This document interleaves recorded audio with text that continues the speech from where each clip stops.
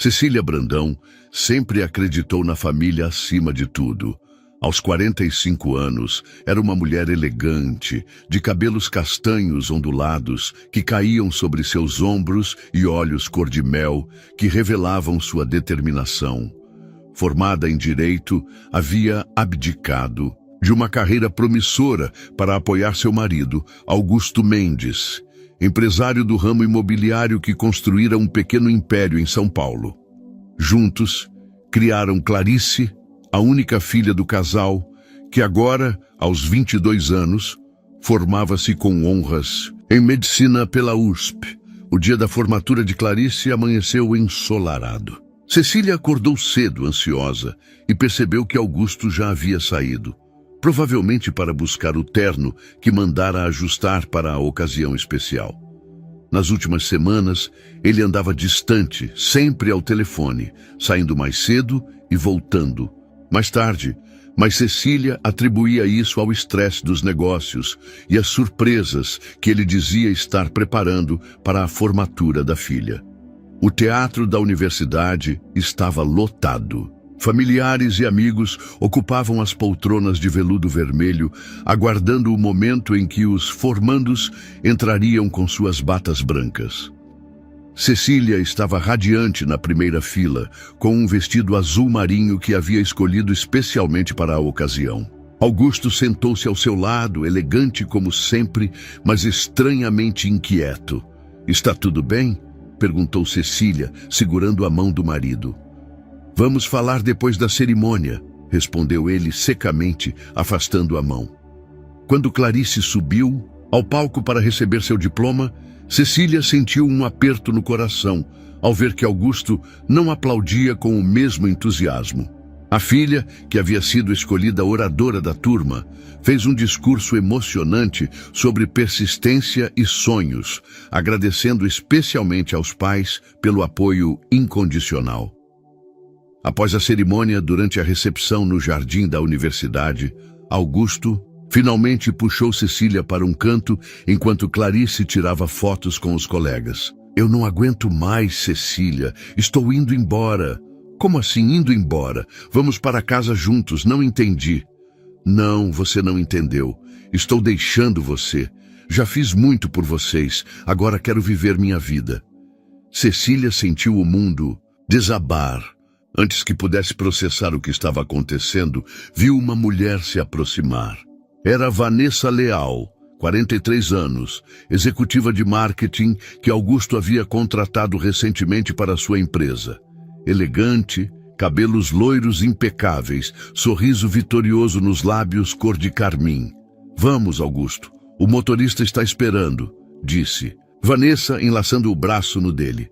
Cecília ficou paralisada, as palavras presas na garganta enquanto via seu casamento de 24 anos escapando diante de seus olhos. Em um impulso de dignidade que nem ela mesma sabia possuir, conseguiu dizer antes que se afastassem: "Parabéns pela sua honestidade, Augusto. Vou enviar um e-mail para você em 3 dias." Augusto hesitou por um segundo, confuso com a reação. Contida, mas logo continuou seu caminho com Vanessa sem olhar para trás.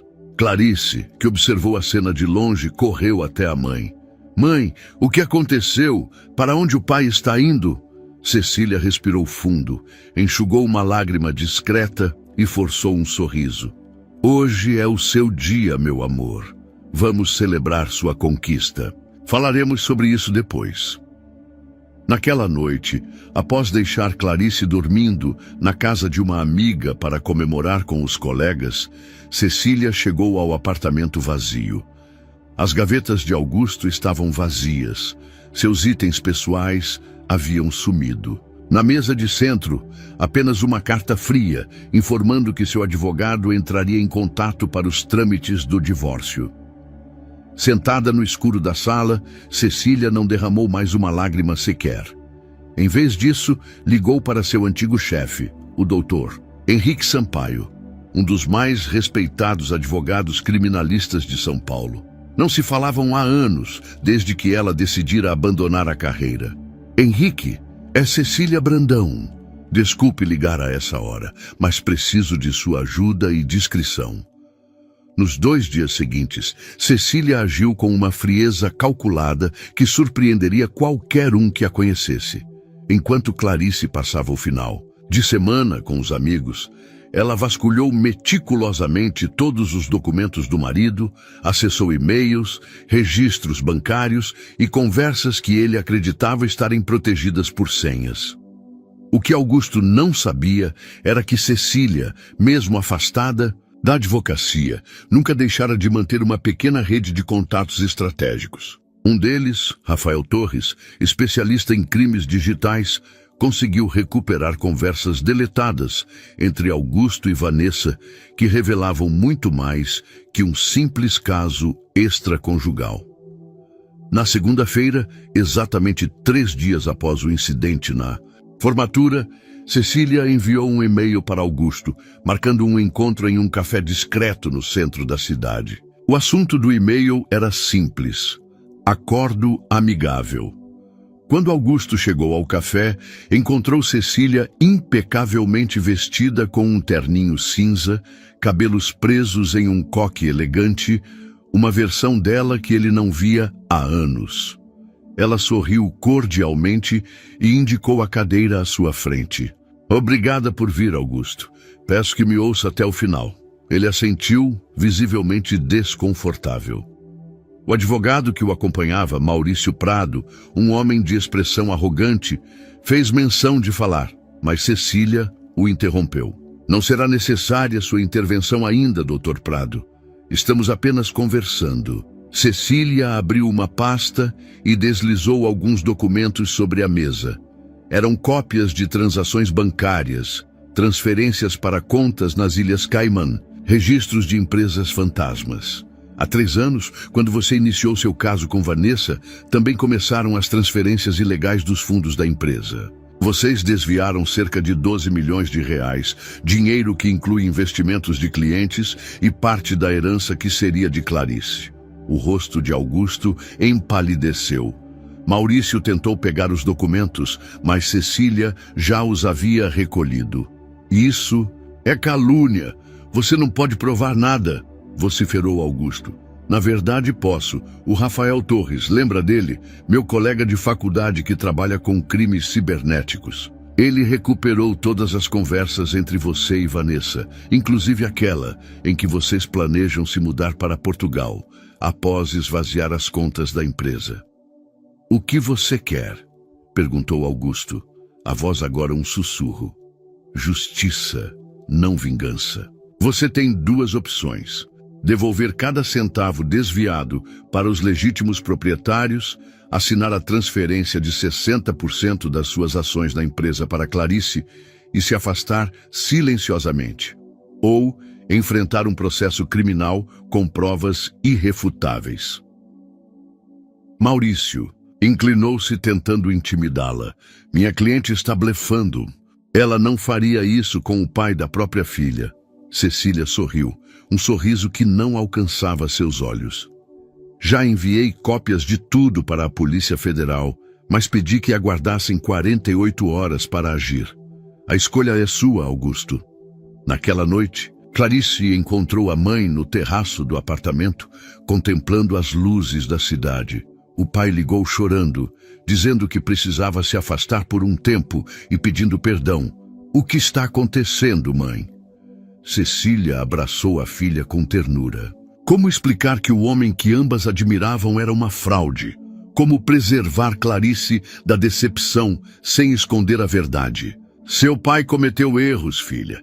Erros sérios que agora ele terá que corrigir. E a tal Vanessa? Descobri que eles estão juntos. A vida às vezes nos surpreende, Clarice. As pessoas nem sempre são quem pensamos que são. 2 dias depois, o noticiário anunciou que Augusto Mendes, conhecido empresário do setor imobiliário, estava colaborando com as autoridades em uma investigação sobre fraude financeira. Vanessa Leal havia desaparecido, levando consigo 3 milhões de reais das contas conjuntas que mantinha com Augusto. Os meses seguintes foram de reconstrução. Cecília, que por anos acreditara ser apenas a esposa dedicada de Augusto Mendes, redescobriu sua força interior. Voltou a advogar, inicialmente ajudando o Dr. Henrique Sampaio em casos pro bono, depois aceitando clientes próprios. Enquanto isso, Augusto enfrentava o colapso de seu império. Abandonado por Vanessa, que fugira para a Europa com parte de sua fortuna, ele se viu sozinho diante das consequências de seus atos. As investigações revelaram um esquema muito maior do que Cecília imaginara, envolvendo outros empresários e até políticos locais. Numa tarde chuvosa de agosto, Clarice chegou em casa transtornada após visitar o pai no escritório provisório que ele mantinha em um bairro modesto. Ele está destruído, mãe. Morando num apartamento minúsculo, trabalhando como consultor para pagar as dívidas. Disse que está arrependido e que sente sua falta. Cecília continuou preparando o jantar com calma, cortando legumes com precisão. E o que você sentiu ao ouvir isso? Confusão, raiva, pena. Não sei se consigo perdoá-lo pelo que fez conosco, mas também não quero vê-lo sofrer assim. O sofrimento dele não é obra minha, Clarice. É consequência das escolhas que ele fez. A vida cobra seus tributos sem que precisemos intervir. Naquela noite, sozinha em seu quarto, Cecília permitiu-se chorar pela primeira vez desde a formatura.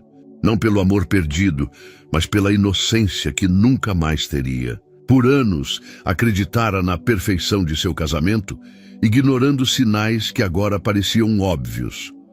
Uma semana depois, ela recebeu uma ligação inesperada.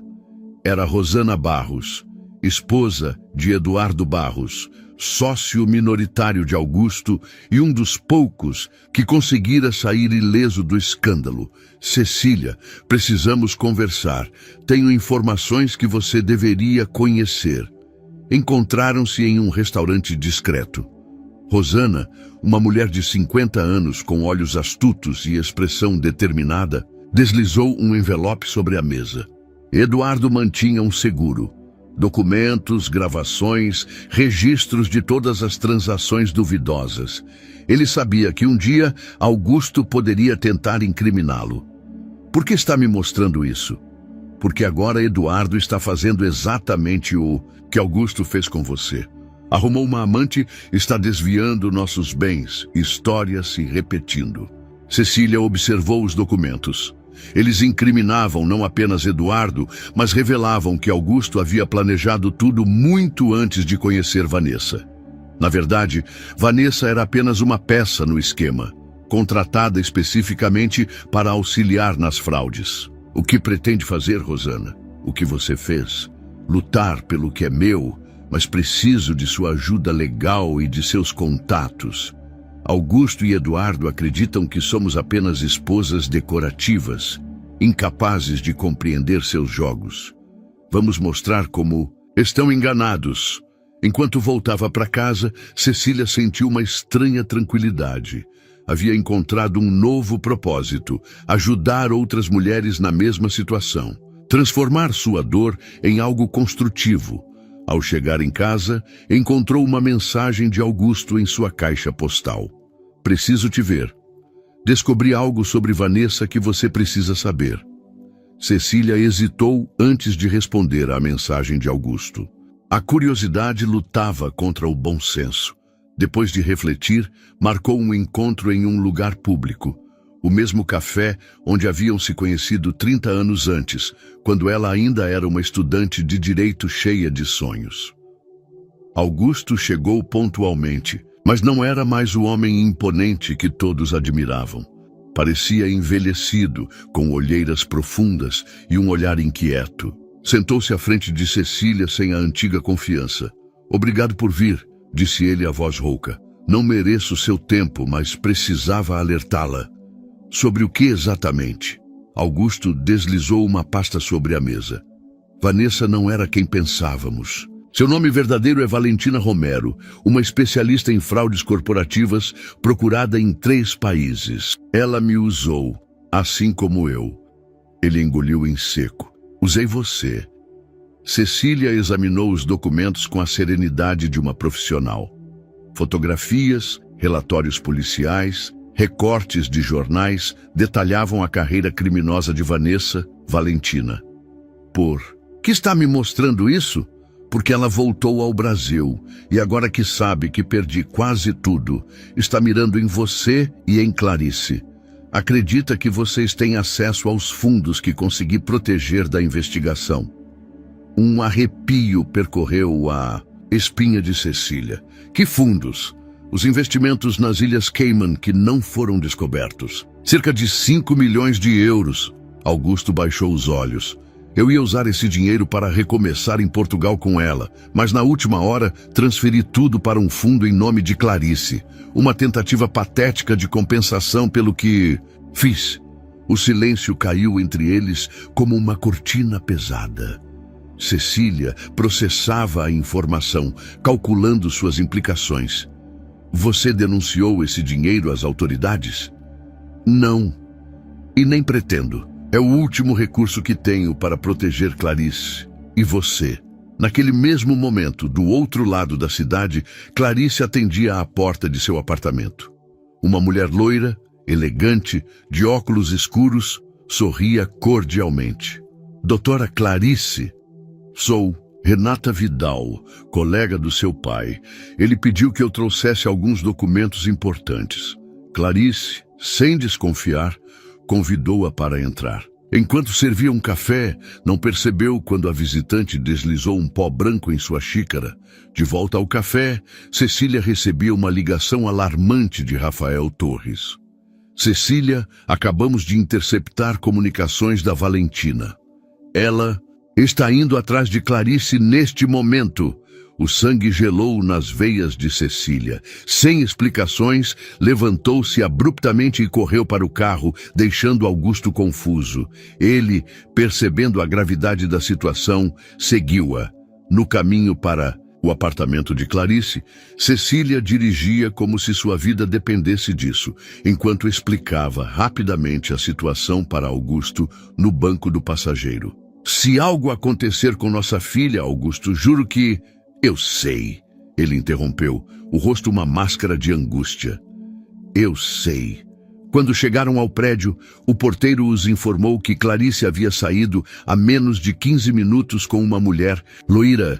Estavam em um carro preto, direção ao aeroporto.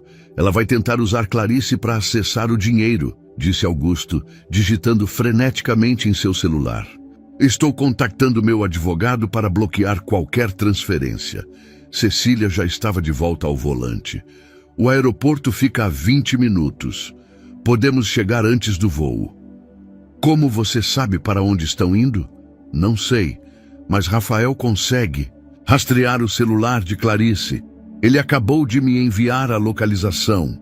O terminal internacional de Guarulhos fervilhava de atividade quando Cecília e Augusto chegaram, correndo entre os passageiros com desespero nos olhos. O rastreamento indicava que o celular de Clarice estava na área de embarque para voos internacionais. Preciso de ajuda. Cecília abordou um segurança, mostrando sua identificação de advogada. Minha filha está sendo sequestrada neste momento, possivelmente sedada. Enquanto o segurança acionava o sistema de emergência do aeroporto, Augusto recebeu uma notificação de tentativa de acesso às contas nas Ilhas Cayman. Elas estão online agora. Valentina está forçando Clarice a transferir os fundos. O terminal entrou em lockdown. Anúncios pediam aos passageiros que permanecessem onde estavam. Equipes de segurança vasculhavam cada portão de embarque. Foi Augusto quem as avistou primeiro. Valentina, agora com cabelos castanhos curtos, guiava uma Clarice visivelmente desorientada para o portão de embarque para Lisboa. Um segurança aproximou-se para verificar documentos, e Valentina sussurrou algo no ouvido de Clarice, que sorriu mecanicamente. "Ali!" gritou Augusto apontando. Valentina percebeu o movimento. Seus olhos encontraram os de Augusto, depois os de Cecília, que se aproximava rapidamente. Em um movimento fluido, ela puxou Clarice para junto de si. uma mão discretamente pressionando algo contra as costas da jovem. Mais um passo e ela não embarca em voo nenhum, sussurrou Valentina quando Cecília chegou perto o suficiente. O que você deu a ela? Perguntou Cecília, notando os olhos desfocados da filha. Apenas um sedativo leve. Ela está bem, por enquanto. Augusto se aproximou pelo outro lado. Acabou, Valentina. O dinheiro foi bloqueado. A polícia está a caminho. Não há saída. Um sorriso frio cruzou os lábios de Valentina. Sempre há uma saída para quem sabe negociar. Quero passagem livre para o próximo voo e metade do dinheiro transferido antes de decolar. Nesse instante, algo inesperado aconteceu. Clarice, que parecia completamente sedada, moveu-se subitamente. Com um movimento que surpreendeu a todos, inclusive a si mesma, ela cravou o salto de seu sapato no pé de Valentina e se projetou para longe. O que Valentina não sabia era que Clarice, como estudante de medicina, tinha alta tolerância a sedativos incomuns. Estava fingindo estar mais afetada do que realmente estava. Sua vadia mentirosa, gritou Valentina, avançando para Clarice com algo brilhante na mão. Tudo aconteceu em segundos. Augusto se jogou entre Valentina e Clarice. A lâmina encontrou seu abdômen. Seguranças surgiram de todos os lados, imobilizando Valentina. Cecília correu para o marido caído. Augusto, aguente firme. Ele sorriu fracamente, sangue manchando sua camisa. Finalmente fiz algo certo, não é? As próximas horas foram um borrão. Ambulâncias, policiais, depoimentos. Valentina foi detida, encontrando finalmente a justiça que escapara por tanto tempo. Augusto foi levado às pressas para a cirurgia. Na sala de espera do hospital, Cecília e Clarice aguardavam em silêncio tenso. Quando o médico finalmente apareceu, seu rosto estava grave. A ferida foi profunda, atingindo órgãos vitais. Fizemos o possível, mas... Clarice soluçou, agarrando-se à mãe. Ele está consciente agora, continuou o médico. Pede para vê-las. Não temos muito tempo. No quarto, Augusto estava pálido, tubos e monitores ao seu redor. Abriu os olhos quando elas entraram. Minhas duas razões de viver, murmurou. Clarice correu para seu lado, chorando abertamente. Pai, por que fez isso? Por que se jogou na frente? Porque é o que um pai deveria fazer desde o início, proteger, não ferir. Ele voltou-se para Cecília, que permanecia um pouco afastada. Me perdoa? Cecília aproximou-se, tocando levemente sua mão. Não é hora de falar sobre isso. É a única hora que temos, insistiu ele. Preciso saber. 5 anos se passaram desde aquela tarde no aeroporto de Guarulhos. O tempo, esse mestre implacável, seguiu seu curso inexorável, transformando feridas abertas em cicatrizes que, embora visíveis, já não causavam dor constante. Contrariando todos os prognósticos médicos, Augusto sobreviveu.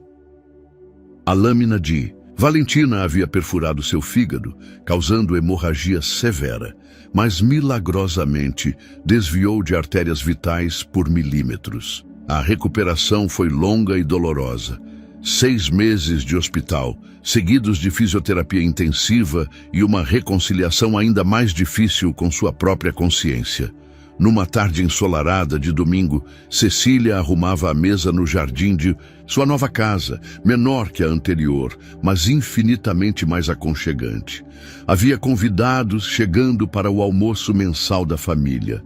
O primeiro a chegar foi Rafael Torres, agora seu sócio no escritório de advocacia especializado em direitos das mulheres e crimes financeiros que haviam fundado juntos. Depois dele, Rosana Barros, que se tornara uma amiga próxima após vencer sua própria batalha contra Eduardo, garantindo não apenas seus direitos, mas ajudando a desmantelar um esquema de corrupção muito maior do que imaginavam.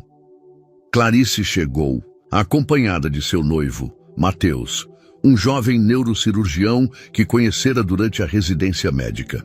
Trazia nos braços a pequena Helena, de apenas 8 meses, que havia transformado Cecília em uma avó babona e realizada. Por último, com passos lentos apoiados em uma bengala, surgiu Augusto. Não morava mais com Cecília. Esse capítulo havia sido definitivamente encerrado. Vivia em um apartamento modesto no centro da cidade, trabalhando como consultor para empresas que buscavam transparência financeira. A ironia da vida não escapava a ninguém. Quando todos estavam sentados à mesa, Cecília observou a cena com uma serenidade que jamais imaginara sentir novamente. O perdão não significara reconciliação romântica. Algumas pontes, uma vez queimadas, não podem ser reconstruídas, mas significara libertação. Um brinde, propôs Clarice, erguendo sua taça. A família que escolhemos ser, não apenas a que nascemos. Todos ergueram suas taças. Augusto, com olhos marejados, encontrou o olhar de Cecília. Aquele dia no hospital, ele disse baixinho, de modo que apenas ela pudesse ouvir: "Você nunca respondeu à minha pergunta, se me perdoava." Cecília sorriu, serena. Algumas perguntas não precisam de respostas verbalizadas, Augusto. A resposta está em cada um desses almoços de domingo, em cada aniversário compartilhado, em cada momento em que escolhemos seguir em frente sem nos afogar no passado. Mais tarde, enquanto os outros conversavam animadamente, Cecília afastou-se, um pouco, contemplando o pôr do sol no horizonte. Lembrou-se daquela formatura, do momento em que seu mundo desabara. Quem diria que da ruína poderia surgir algo tão inesperadamente valioso? Seu escritório agora ajudava dezenas de mulheres a se libertarem de relacionamentos abusivos, a recuperarem sua independência financeira, a reconstruírem suas vidas. Valentina cumprira 5 anos de prisão e fora extraditada para enfrentar acusações na Espanha. Os fundos nas Ilhas Cayman haviam sido legalizados e transformados em uma fundação para apoiar jovens médicos em início de carreira. Clarice aproximou-se, colocando Helena nos braços da avó. "No que está pensando, mãe?" "Em como a vida tem seu próprio senso de justiça. Não precisei me vingar do seu pai. O karma se encarregou disso. E quando ele finalmente entendeu o que havia feito, quando estava pronto para receber as consequências de seus atos, foi quando encontrou redenção. Você acha que ele está realmente mudado?" Cecília observou Augusto conversando com Mateus, genuinamente interessado nas pesquisas do futuro genro. "Acho que todos nós mudamos, filha. Eu não sou mais aquela mulher que definia seu valor pelo sucesso do marido. Você não é mais a menina que idealizava o pai. E ele. Ele aprendeu da maneira mais difícil que algumas coisas, uma vez perdidas, jamais podem ser recuperadas integralmente. Mas isso não significa que não se possa construir algo novo a partir dos escombros." Helena adormeceu nos braços da avó, seu rostinho sereno contrastando com as memórias turbulentas que Cecília repassava. "Sabe o que é engraçado?" disse Cecília, acariciando os cabelos da neta. "Naquele dia, quando seu pai disse que ia embora e mencionei que enviaria um e-mail em 3 dias, eu não tinha plano nenhum. Foi apenas uma tentativa desesperada de manter a dignidade. Mas esses 3 dias me deram tempo para descobrir a verdade e tomar as rédeas da situação." Clarice sorriu. "Às vezes o universo nos dá exatamente o tempo que precisamos para nos recompor. E às vezes," completou Cecília, "a melhor vingança é simplesmente deixar a vida seguir seu curso natural. O karma não tem pressa, mas nunca falha em entregar sua justiça." Ao longe, as primeiras estrelas começavam a pontilhar o céu de São Paulo. Uma nova fase havia começado para todos eles. Não perfeita, não totalmente curada, mas autêntica.